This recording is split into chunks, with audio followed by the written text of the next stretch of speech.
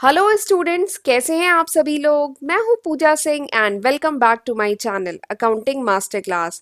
And इस time हम लोग डिस्कस कर रहे हैं क्लास 12 का इकोनॉमिक्स का प्रीवियस ईयर का क्वेश्चन पेपर। 2021 का जो क्वेश्चन पेपर है वो इस टाइम हम लोग डिस्कस कर रहे हैं, जिसमें क्वेश्चन नंबर 1 to 5 हम लोग पिछले लेक्चर वीडियो यानी पार्ट 1 में डिस्कस कर चुके हैं। आज हमारा सेकेंड लेक्चर वीडियो है इस टॉपिक पे, और आज हम 6 क्वेश्चन से स्टार्ट करेंगे। तो चलिए फिर बिना टाइम वेस्ट किए जल्दी से हम आज का लेक्चर स्टार्ट करते हैं। तो ये है जर्नल इंस्ट्रक्शन। मैंने लास्ट लेक्चर में भी आपको बताया था कि बहुत ज़रूरी है कि किसी भी एग्जाम से पहले जो ऊपर जर्नल इंस्ट्रक्शन होते हैं आपके क्वेश्चन पेपर में फर्स्ट पेज पे जो जर्नल इंस्ट्रक्शन होते हैं उन्हें सबसे पहले ध्यान से पढ़ लेना चाहिए। ठीक है, तो आपने ये जर्नल इंस्ट्रक्शन पढ़ लिए, वीडियो को पॉज करके पढ़ लीजिएगा। राइट, उसके बाद चलिए अब पहले क्वेश्चन पे चलते हैं। पहला क्वेश्चन 1 to 5, देखिए मैंने बताया था ना 1 to 5 हम लास्ट लेक्चर में डिस्कस कर चुके हैं। आज हम 6 क्वेश्चन से स्टार्ट करने जा रहे हैं। तो 6 question, the total stock of money in circulation among the public dash is called as money supply. Fill up the blank with correct alternative. ठीक है, क्वेश्चन समझ में आया। क्वेश्चन कह रहा है बेसिकली, ये क्वेश्चन जो है मनी सप्लाई का क्वेश्चन है। कहा जा रहा है कि मनी सप्लाई क्या है। Total stock of money in circulation among the public, यानी पब्लिक में जो टोटल स्टॉक ऑफ मनी जो सर्कुलेशन में है दैट इज मनी सप्लाई। लेकिन यहाँ पे फिल इन द ब्लैंक्स है। ठीक है, ये आपको फिल करना है। 4 ऑल्टरनेटिव दिए गए हैं। पहला ऑल्टरनेटिव क्या है, during a period of time, during a calendar year, during a fiscal year, या at a particular point of time. ठीक, तो इस क्वेश्चन को करने के लिए आपको ये जो टर्म है ना मनी सप्लाई, ये आपको पता होना चाहिए। अगर मनी सप्लाई पता है तो इसका आंसर आप झट से बता देंगे। देखिए मनी सप्लाई। अच्छा, एक बात और बताना चाहती हूँ, मेरे चैनल पे क्लास ट्वेल्थ का बीएसटी का इकोनॉमिक्स का और अकाउंटेंसी का कंप्लीट सिलेबस मैं डिफरेंट प्लेलिस्ट में कवर कर चुकी हूँ। तो आपको इसका पूरा थ्योरी पोर्शन वो सब पढ़ना है तो आप मेरे चैनल पे ये देख सकते हैं। ठीक है, पूरा कंप्लीट सिलेबस मैं अपलोड कर चुकी हूँ क्लास 12 का, इवन क्लास 11 का भी है पूरा सिलेबस मेरे चैनल पे। तो आप एक बार चेक कर सकते हैं। ठीक है, तो वहां पे मैंने मनी सप्लाई पढ़ाया था। तो मैंने बताया था मनी सप्लाई क्या होता है। Money supply is the total amount of money. ठीक है, मनी सप्लाई क्या है, टोटल अमाउंट ऑफ मनी, पूरा जो पैसा है in the form of currency plus deposit money के फॉर्म में जो पूरा अमाउंट ऑफ मनी है जो प्रेजेंट है इकोनॉमी में eight a particular point of time. ये बहुत इंपॉर्टेंट है, eight a particular point of time, यानी किसी पर्टिकुलर पॉइंट ऑफ टाइम में इकोनॉमी में जो टोटल मनी है यानी total currency plus deposit money जो टोटल है उसी को कहा जाता है money supply in an economy. ठीक है, तो यहाँ पे अब मेरे ख्याल से आप आंसर कर सकते हैं। मनी सप्लाई क्या है, किसी पर्टिकुलर ड्यूरेशन में मनी सप्लाई की बात नहीं होती है, मनी सप्लाई की बात होती है eight a particular point of time. ठीक, तो यानी यहाँ पे कौन सा आंसर सही है, option D is the correct answer. Right. अच्छा, मनी सप्लाई कौन कंट्रोल करता है इकोनॉमी में, बताइए। मनी सप्लाई कौन करता है कंट्रोल, तो टोटल मनी सप्लाई जो इकोनॉमी में है, कितनी मनी सप्लाई रखनी है, इन सारे बातों से रिलेटेड जो डिसीजन है वो कौन लेता है, central bank of the country. Country का जो सेंट्रल बैंक है, जैसे इंडिया का सेंट्रल बैंक कौन है, RBI, reserve bank of India, India का सेंट्रल बैंक है जो कंट्रोल करता है money supply in the economy. क्योंकि मनी सप्लाई में अगर चेंज आए, इकोनॉमी में बहुत ज़्यादा मनी सप्लाई हो जाए या बहुत कम हो, तो इससे बहुत सारे इंपॉर्टेंट जो फैक्टर्स हैं वो डिस्टर्ब हो जाते हैं। जैसे इन्फ्लेशन पे इम्पैक्ट पड़ेगा, रेट ऑफ एक्सचेंज पे इम्पैक्ट पड़ेगा, बिजनेस पॉलिसी पे इम्पैक्ट पड़ेगा, सिक्योरिटीज़ की प्राइस पे इम्पैक्ट पड़ेगा। तो इसलिए मनी सप्लाई एक बहुत इंपॉर्टेंट टॉपिक है और इसे एग्जाम में ज़रूर करके चाहिएगा। राइट, चलिए आगे बढ़ते हैं। अच्छा, आगे बढ़ने से पहले मैं आपको इस बुक के बारे में बताना चाहती हूँ। एक्चुअली मैं ऑफलाइन क्लास 12 के भी बच्चों को पढ़ाती हूँ। तो ये बुक मतलब मेरे सामने आई, ये काफ़ी अच्छी बुक है। जैसे बच्चे मुझसे पूछते रहते हैं कि मैम अच्छी कोई बुक बता दीजिए, क्लास 12 की प्रिपरेशन कर रहे हैं, कोई बढ़िया बुक बता दीजिए। तो ये बुक मेरे सामने आई है, ओसवाल पब्लिकेशन की बुक है, ओसवाल गुरुकुल की सैम्पल पेपर की बुक है। देखिए एग्जाम के लिए अगर आप तैयारी कर रहे हैं, एक तो आपको प्रीवियस ईयर के क्वेश्चन पेपर अच्छे से लगाने हैं। ठीक है, लास्ट 10 ईयर के क्वेश्चन पेपर लगाने हैं प्लस सैम्पल पेपर लगाना है। ठीक है, ये बहुत ज़रूरी है। तो ये जो बुक है ना इसमें सैम्पल पेपर है। और ये जो है क्लास 12th कॉमर्स के बच्चों के लिए तो बहुत ही बढ़िया है, क्योंकि इसमें जो कॉमर्स के जो पूरे 7 सब्जेक्ट्स हैं, जैसे English, physical education, computer, maths, accountancy, economics, BST, पूरे जो 7 सब्जेक्ट्स हैं उनकी एक कह लीजिए एक बुक है जिसमें ये सातों सब्जेक्ट के सैम्पल पेपर दिए गए हैं। तो ये काफ़ी अच्छी बुक है, आप देख सकते हैं इसको। इसमें ये जो सीबीएसई ने जो कह लीजिए जो नया सिलेबस रिलीज़ किया है, रिवाइज न्यू सिलेबस रिलीज़ किया है, ये बुक उसके अकॉर्डिंग है, राइट। और ये जो बुक है, ये सीबीएसई ने अभी जो सितंबर 2022 में जो सैम्पल पेपर का ब्लूप्रिंट इशू किए थे ना, तो यहाँ पे जो सैम्पल पेपर है उसी ब्लूप्रिंट को फॉलो करके यहाँ पे सैम्पल पेपर इस बुक में है। तो इसीलिए मुझे ये बुक काफ़ी अच्छी लगी, और काफ़ी इसमें टिप्स एंड ट्रिक्स भी दी गई है कि आप कैसे क्वेश्चन को कम समय में अच्छे से कर सकते हैं। ठीक है, तो आप एक बार अगर बुक आपको परचेज करनी है सैम्पल पेपर के लिए तो आप ये बुक देख सकते हैं। और ये बुक वैसे ऑफलाइन आपके जो नियर बाई शॉप है वहाँ पे भी अवेलेबल है, बट अगर आपको ऑनलाइन इसे खरीदना है तो इसका जो लिंक है ये मैं डिस्क्रिप्शन में दे दूंगी, आप वहाँ से भी इसे परचेज कर सकते हैं, राइट। चलिए आगे बढ़ते हैं अगले क्वेश्चन की तरफ। अगला क्वेश्चन क्या है कि all currencies other than domestic currency all currency other than domestic currency of a country are called, fill up the blank with correct alternative. यानी डोमेस्टिक करेंसी समझ रहे हैं ना, जैसे इंडिया की अगर हम बात करें तो इंडिया का डोमेस्टिक करेंसी क्या है, रुपी है। तो इंडिया के रिस्पेक्ट में अगर हम बात करें तो जितनी भी करेंसी है अदर देन रुपी, ठीक है, किसी भी कंट्री के लिए उसकी डोमेस्टिक करेंसी को छोड़ के बाकी जितनी करेंसी है उन्हें क्या कहा जाता है? क्या उन्हें फॉरेन एक्सचेंज रेट कहा जाता है, क्या उन्हें फॉरेन एक्सचेंज कहा जाता है, या उन्हें फॉरेन एड कहा जाता है? तो आपको सही इसमें से ऑल्टरनेटिव बताना है। This is the question. ठीक, क्वेश्चन समझ में आ गया? तो यहाँ पे यानी ये 3 ऑप्शन है जिसमें से एक फिल करना है। तो चलिए मैं आपको इन तीनों ऑप्शन के बारे में बता देती हूँ।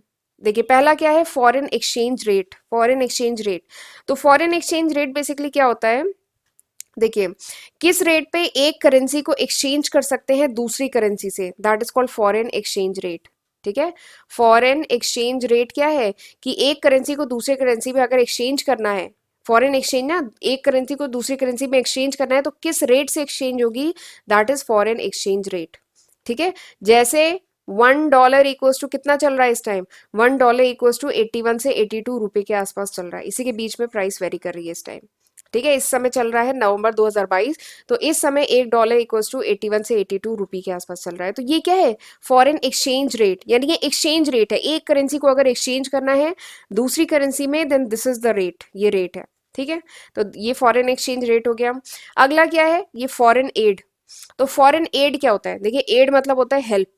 एड मतलब क्या होता है, हेल्प, यानी फॉरेन एड यानी फॉरेन से हेल्प। तो फॉरेन एड, अगर हमें बाहर से, अगर मैं इंडिया की बात करूँ, हमें बाहर से कोई फॉरेन एड यानी फॉरेन से हमें हेल्प मिल रही है तो दैट इज फॉरेन एड। अब ये हेल्प चाहे फॉरेन कैपिटल के फॉर्म में हो, चाहे फॉरेन लोन के फॉर्म में हो, चाहे फॉरेन ग्रांट के फॉर्म में हो, ठीक है, या फॉरेन वही जो कैपिटल बताया इसके फॉर्म में हो, तो दैट इज फॉरेन एड। ठीक, इन दोनों में से तो कुछ है नहीं यानी। अब जरा तीसरा देखते हैं, फॉरेन एक्सचेंज। तो फॉरेन एक्सचेंज क्या होता है, फॉरेन एक्सचेंज होता है, ये क्या होता है, all the currency other than domestic currency, यानी हमारी डोमेस्टिक करेंसी को छोड़ के बाकी जितनी भी करेंसी होती है उन्हीं को कहा जाता है फॉरेन एक्सचेंज। ये जो फॉरेन एक्सचेंज है यही आंसर है, हमारी करेंसी को छोड़ करके। बेसिकली मैं इंडिया के रिस्पेक्ट में बोल रही हूँ, अगर हमारा इंडिया के रिस्पेक्ट में ये जो रुपी है, रुपी को छोड़ के जितनी भी फॉरेन करेंसी है, डॉलर है, पाउंड है, ठीक है, बाकी जितनी भी करेंसी है ये सब क्या है, foreign currency, sorry foreign exchange. ठीक, समझ में आया? तो आप बताइए यहाँ पे आंसर कौन सा है, option D is the correct answer. Foreign exchange rate तो होगा नहीं, ठीक है, फॉरेन एड भी नहीं होगा, foreign exchange is the correct answer, यानी option D is the correct answer. ठीक है, चलिए अगले क्वेश्चन पे चलते हैं। अगला क्वेश्चन क्या है, read the following statement carefully and choose the correct alternative from the following. ये जो 2 स्टेटमेंट दिए हैं, स्टेटमेंट 1 और 2, इसको रीड करिए और ये जो 4 ऑल्टरनेटिव है इसमें से चूज करिए। पहला स्टेटमेंट क्या है, पहला स्टेटमेंट है government budget is a detailed economic statement presented by finance minister. ठीक, पहला स्टेटमेंट है। दूसरा स्टेटमेंट क्या है कि गवर्नमेंट बजट जो है consist of financial programme and policies of government for next year, कि गवर्नमेंट बजट में फाइनेंशियल प्रोग्राम्स होते हैं, पॉलिसीज होती हैं गवर्नमेंट की अगले फाइनेंशियल ईयर के लिए। और पहला क्या है कि गवर्नमेंट बजट जो है डिटेल इकोनॉमिक स्टेटमेंट होता है, और कौन प्रेजेंट करता है, फाइनेंस मिनिस्टर। ठीक। तो यहाँ पे ये दो बातें कही गई हैं, आपको बताना है कि दोनों सही है कि दोनों गलत है, एक गलत है एक सही है, क्या है ये आपको बताना है। ठीक। तो यानी ये जो क्वेश्चन है ये किस टॉपिक से है, ये क्वेश्चन है गवर्नमेंट बजट से। सेपरेट वीडियो बना चुकी हूँ गवर्नमेंट बजट में, बहुत डिटेल में समझा चुकी हूँ गवर्नमेंट बजट के बारे में। तो अगर आपको गवर्नमेंट बजट के बारे में पता है तो आप इसका आंसर इजिली कर लेंगे, नहीं पता है तो मैं हूँ बताने के लिए। ठीक है। तो गवर्नमेंट बजट क्या होता है, देखिए पहले भी बता चुकी हूँ फिर से बताती हूँ। गवर्नमेंट बजट एक एनुअल स्टेटमेंट है, ठीक है, जो क्या शो करता है, जो शो करता है एस्टिमेटेड गवर्नमेंट रिसिप्ट्स। एस्टिमेटेड मतलब अनुमान लगाया जाता है। देखिए ये प्लानिंग है बेसिकली, ये आगे नेक्स्ट फाइनेंशियल ईयर के लिए प्लानिंग है। ठीक है। तो प्लानिंग एकदम एक्यूरेट नहीं हो सकती, प्लानिंग क्या होगी, एस्टिमेटेड।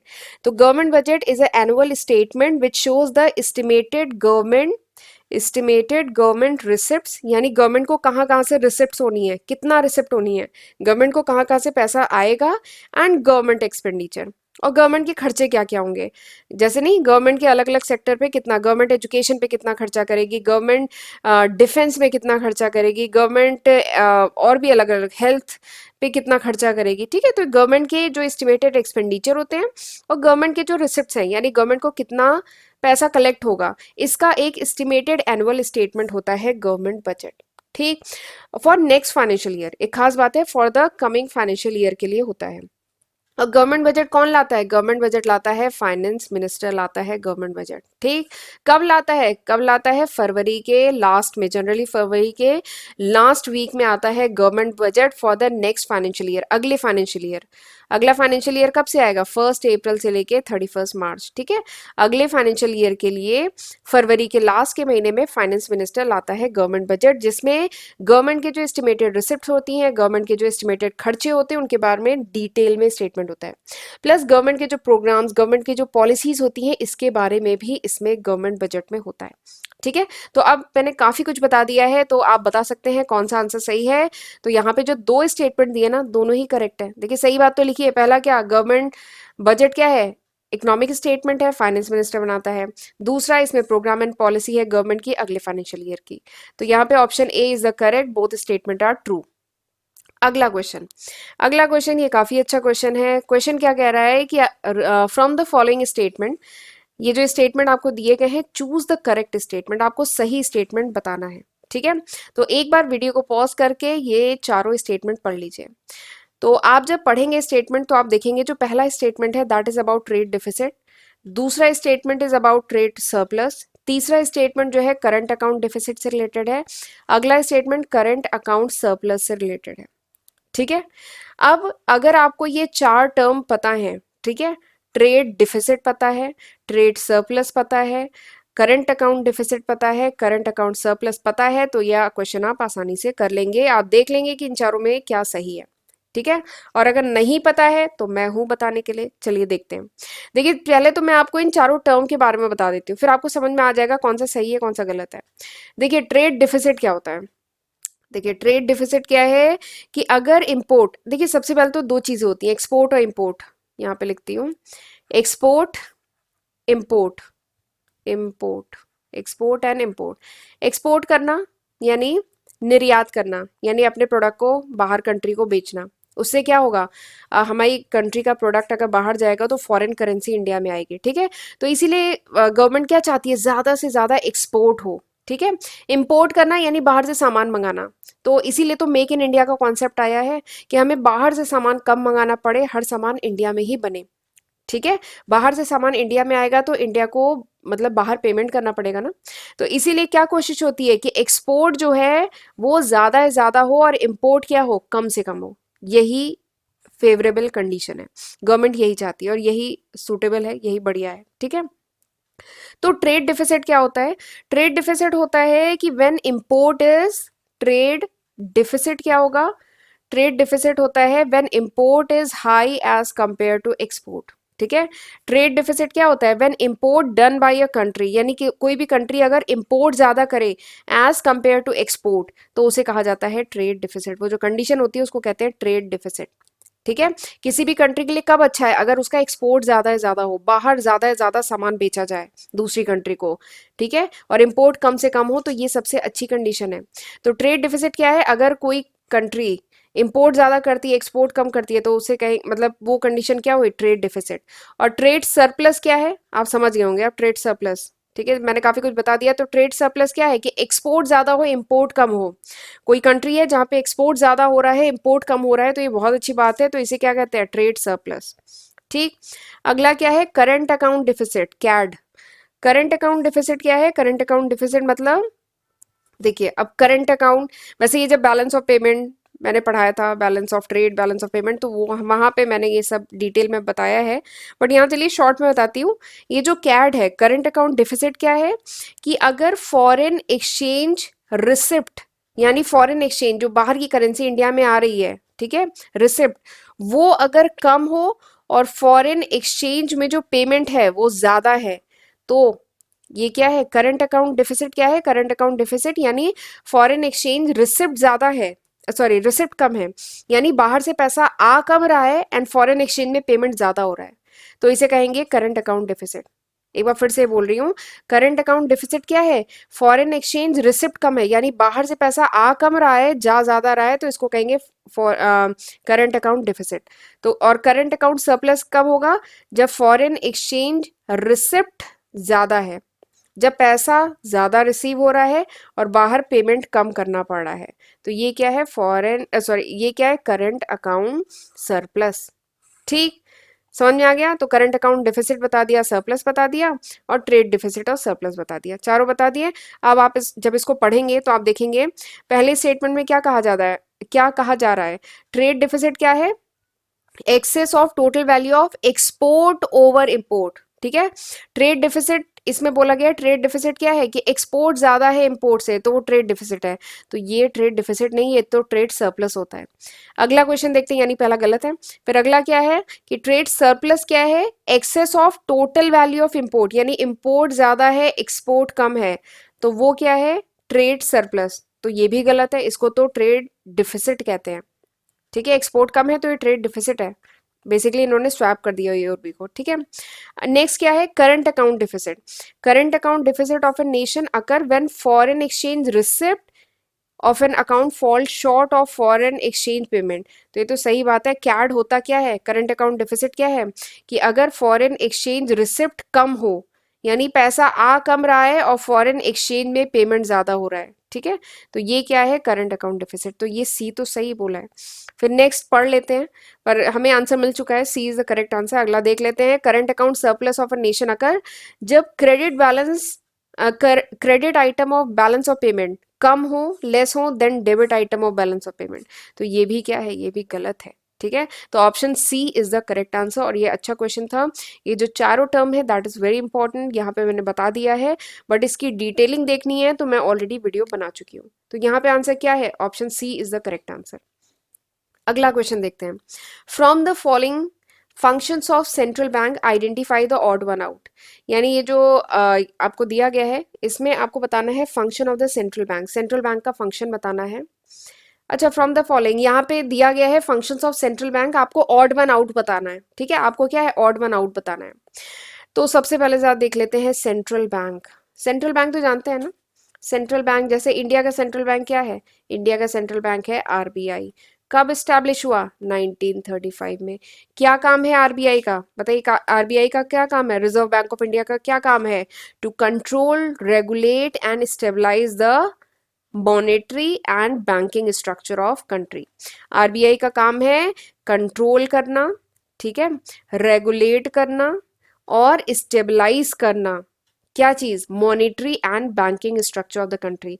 कंट्री का जो मॉनेटरी और बैंकिंग स्ट्रक्चर है इसको कंट्रोल करना, रेगुलेट करना, स्टेबलाइज करना, ये आरबीआई का काम है, ठीक है। आरबीआई को कहा जाता है RBI is the bankers bank. RBI क्या है, बैंकर्स बैंक, यानी बैंकों का बैंक है आरबीआई। एक बार मैंने क्लास में पूछा था, मुझे याद आ रहा है, एक बार मैंने क्लास में पूछा था कि क्या आप आरबीआई में अकाउंट खुलवा सकते हैं, तो एक स्टूडेंट ने कहा था क्यों नहीं खुलवा सकते, जैसे बाकी बैंक में आईसीआईसी एचडीएफसी में खुलवा लेते हैं वैसे आरबीआई में ही खुलवा लेंगे। तो एक बात बताऊं, RBI is a banker's bank, RBI banker मतलब बैंकों का बैंक है, ठीक है। It is not a banker to the public, ये पब्लिक के लिए बैंक नहीं है, बैंकों को कंट्रोल करने के लिए, रेगुलेट करने के लिए, स्टेबलाइज करने के लिए आरबीआई है। आरबीआई में हम अकाउंट नहीं खुलवा सकते हैं, तो it is not a banker to the public. ये पब्लिक के लिए बैंक नहीं है, ये बैंकों के लिए बैंक है। ठीक है। एंड आरबीआई क्या करेंसी अथॉरिटी है? हाँ, आरबीआई करेंसी अथॉरिटी है।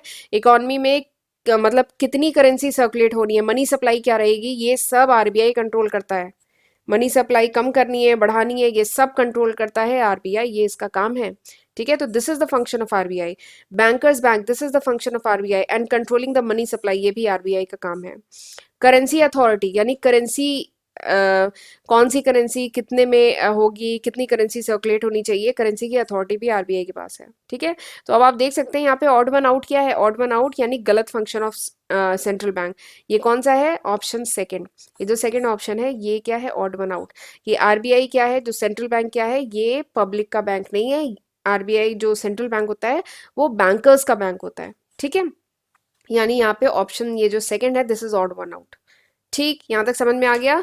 तो चलिए आज का लेक्चर मैं यहीं पे वाइंड अप करती हूँ। तो आज हमने काफ़ी क्वेश्चन डिस्कस कर लिए। अब अगले लेक्चर में हम लोग 11th क्वेश्चन से आगे डिस्कस करेंगे। और लेक्चर ओवर होने से पहले ये ज़रा एक बार देख लीजिए, स्क्रीन पे ये लिस्ट ऑफ सब्जेक्ट है जो मैं आज की तारीख यानी नवंबर 2022 तक अपने चैनल पे अपलोड कर चुकी हूँ। देख लीजिए, मैंने क्लास 12 का अकाउंटेंसी, इकोनॉमिक्स, बीएसटी तीनों को ही डिटेल में पढ़ा चुकी हूँ। तो अगर आपको पढ़ना है तो सेपरेट प्लेलिस्ट बनाई है, आप एक बार चेक कर सकते हैं। ठीक है, तो चलिए फिर मिलते हैं अगले लेक्चर वीडियो में। और मेरे चैनल पे जो जितने भी नोट्स हैं, अपलोडेड नोट्स हैं, उन वो अगर आपको चाहिए then you can download my application. और प्लीज़ हमें मोटिवेट करने के लिए वीडियो को लाइक करते रहा करिए, कमेंट सेक्शन में फीडबैक देते रहा करिए कि ये लेक्चर यूज़फुल था कि नहीं था। ठीक है, तो चलिए मिलते हैं अगले लेक्चर में, तब तक अपना ध्यान रखिएगा। God bless you.